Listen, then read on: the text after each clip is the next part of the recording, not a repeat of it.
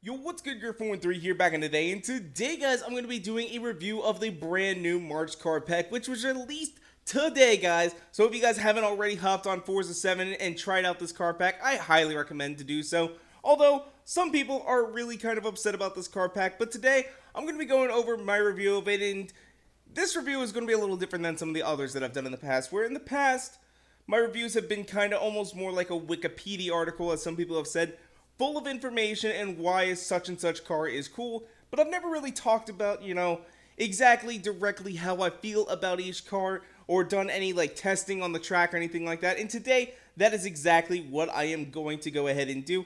So without further ado, let's go ahead and hop on into it. So to start things off, what we have is we have the 1932 Alfa Romeo 8C2300. And guys, honestly, this car is a lot more beautiful than I actually originally thought. I thought this car was kind of ugly at first and all that sort of stuff. I'm like, it's just another two-seater open wheel car. It's gonna suck. And it turns out though it's not actually open wheel, which is what I'm absolutely in love with. And in fact, this car handles better than some of the other cars in its class, as it is in the same class as like the Maserati 250F. And I hate that car. I'm not gonna lie, I hate that car because when I tried to race it, I could not handle it worth a damn. This car though was actually able to stay on track and set a decent lap time, putting me in the top 100 around the Top Gear test track. So that is actually pretty good. Now it wasn't top 100 for all cars, it was just for its division, but still, for its division, it is an excellent car and I love it. Especially because the other cars in this division, every time I try and drive them, the car wants to spin, it wants to get its tail out. This car wants to, but it doesn't. It's a little bit more restrained, kind of like myself. Kind of like myself, guys. I try and be a little restrained. Sometimes, though, I gotta let myself out a little, and that's what this car is. Now, this next car, the Jaguar number 44 XJR5, I wasn't necessarily excited about coming into the game, but that was a little bit before I realized how quick this car actually is. As I was thinking, maybe it'll come into the game as an S-Class, but no, it actually starts out as a P-Class, which surprised me a little bit. Just the styling, I really wasn't quite seeing how quick it could possibly be. And also with the styling, I found it a little bit generic. Because when it comes to race cars, I kind of want a lot of like different variety. And this car just feels like generic. It was built specifically for one purpose, and that was to beat Porsche. That's what it feels like, and that's what it did. It did its job, but it just doesn't feel right to me. Because the one thing that I hate about NASCAR, especially, besides the fact that they're always making the same damn turns, is the fact that the cars all look exactly the same. I just don't like it. It's just one of those things where I'm like, man, I wish that there was a little bit more variety, and maybe I'd watch a little bit more NASCAR. Like, if a Toyota Camry, like NASCAR, actually looked like a brand new Toyota Camry instead of stickered on lights that are fake, I mean, maybe I would actually watch it.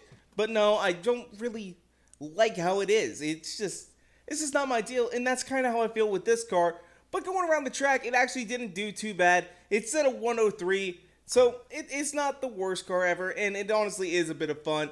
As around Top Gear, it wanted to get its tail out just a little bit, but around Le Mans, it would probably do pretty damn well. So up next, what we have is we have the number 33 Bob Sharp Racing 300ZX. Now, I had high hopes for this car, just for the fact that, this car was driven by Paul Newman, but I am never, ever going to drive this car in the game probably because this car kind of sucks. The turbo lag on this car is ridiculous. It is absolutely insane. You would round a corner around the test track, and you would slow down as you were going through that corner, and the turbo lag at the end, you would press on the gas full down, and it would just go nowhere. It would start to accelerate, and then as soon as the turbo spooled up, boom, it was all the power all the time. The wheels would start spinning, and if you were going around a corner as soon as the turbo hit, you were done. It was ridiculous.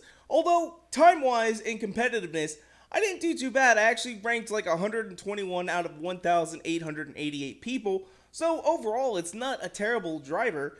It just, to me, it didn't feel right. And then Forza.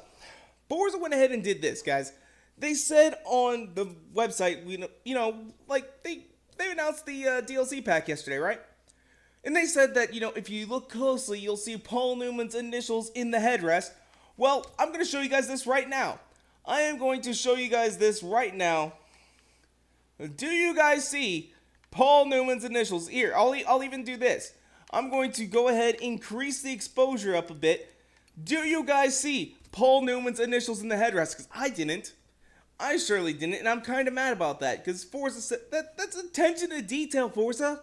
That's why I love Forza sometimes, is the great attention to detail. You guys didn't put his initials in the headrest like you said you were going to. Oh my god, Forza, why are you doing this to me, man? Why are you doing this to me? Why? So up next, what we have, though, is we have the number 8 Brabham BT45B. And honestly, in my opinion, this car is cute. It honestly, to me, it reminds me of go-karts. I feel like when I'm driving this, I should be in a go-kart, and it should not be nearly as fast as it actually is. This thing is a beast, but it's like a beast behind the disguise of a small child. That's how I feel like this, because you get behind the wheel of this, and you start taking off, and you're like, holy crap, this car is insane! And it's amazing, and I love it, but when I look at it, I'm just see my 14-year-old self hopping into a go-kart at a racetrack, which I unfortunately never got the opportunity to do, but this thing, I absolutely love it, and if I ever get the chance to drive it, I'd probably be pissing my pants before I actually got in it, but man, it looks like one fun car, and it drives like. So up next, what we have is we have the 2017 Lincoln Continental, which sometimes, when I get sad, I'm usually sad because I'm not driving my Lincoln. I think about my Lincoln being outside, all alone out in the cold. But then I just remember that I get to see her in about 2 minutes, and I put a smile on my face. God damn, those commercials suck sometimes. But guys, this is a Lincoln. It is the Lincoln Continental. This is Ford's top-of-the-line luxury vehicle. That's all I can say, unless you guys consider, back in the day when Ford owned Aston Martin, you're going to say, oh no, Aston Martin is the top luxury vehicle. Okay, you got me there. But this is basically a Ford. That is what this is. This is a luxurious Ford. It is, I don't know if it's got a counterpart to Ford, but that's what it is. It's not a bad Ford. In fact, it's actually a pretty good Ford with 400 horsepower and surprisingly good handling on the track. I was actually surprised. Normally when it comes to American cars, I'm usually really disappointed in how they handle, but this thing did decent. It wasn't the worst car that I drove today. It actually got me ranked 195 out of over 4,000 players. So that wasn't too bad. And those other people were driving things like BMW M6s and Audi RS5s. That's where they put this car in its division. Also, the interior is absolutely gorgeous because this isn't necessarily like a Grand Tourer or anything like that. No, it is a luxury vehicle. It is just meant to drive slow and all that sort of stuff. But look at the door handles, though. Those door handles are freaking weird. Okay, put some regular ass door handles on your car, Lincoln. Jesus Christ. I mean, am I right, though? Am I right? But man, this car is gorgeous. It drives like a land boat. But I mean, it's a Lincoln. So up next, we have a vehicle that people are just going to hate on for the sole purpose of the fact that it is a pickup truck, which is the 2017 Chevy Colorado ZR2. But I'm going to tell you guys right now, try this out before you count it out. This thing is absolutely amazing, and out of all the cars I drove today, this is by far the best one and the car that I had the most amount of fun driving around the Top Gear test track. It handled extremely well and it felt relatively quick, even though it was only a D-Class and it's a lifted pickup truck. But the fact is, though, is that this is a mid-size pickup truck. It's relatively small when we think about modern off-roaders, so this thing has some get up and go, and in fact, it's extremely competitive, as when I was driving around the track, the first 4 laps I did, I was 6th out of 1,875, and currently right now, I have the second fastest lap time around the Top Gear test track. The next person down has got like a 122 and I had like a 127 something. So I mean, it is absolutely crazy, and this truck is definitely extremely competitive, and I highly recommend getting behind the wheel before you count it out. It is honestly freaking amazing. I love it.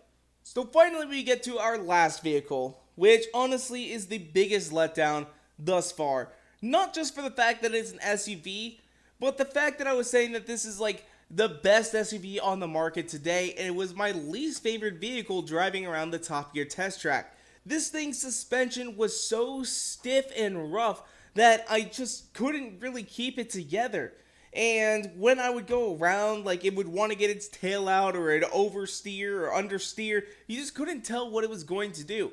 Is it quick? Hell yes, it's extremely quick. With its 4-cylinder engine, it's also assisted by electric motors, a supercharger, and a turbocharger. You know this thing has got a lot of get up and go. In fact, taking off the line, I was surprised at the amount of power that this thing was able to put down.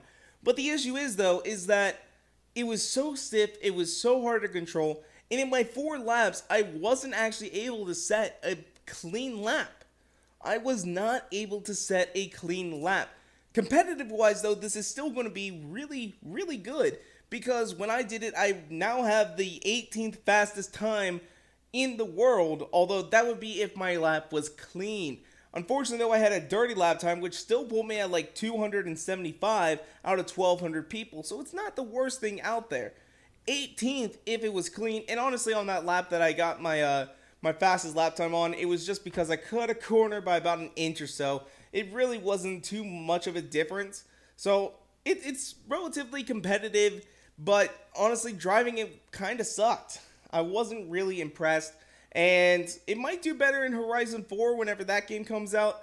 But in Motorsport 7, I probably won't use this one or that Nissan ever again. So, but anyway though, that's where I'm going to go and wrap it up for today. Leave a comment down below. Let me know which your favorite car so far has been out of this car pack, as I'm curious to hear what you guys got to say. As well, if you guys want to, you can follow me on Twitter and Instagram at twitter.com/Griffin13 and Instagram.com/Griffin13. And as well, if you guys like this video, go ahead and make sure to hit that like button down below for us, because you guys already know your support is so greatly appreciated. And make sure to subscribe for more videos coming out all the time. Thank you guys so much for watching. Peace out.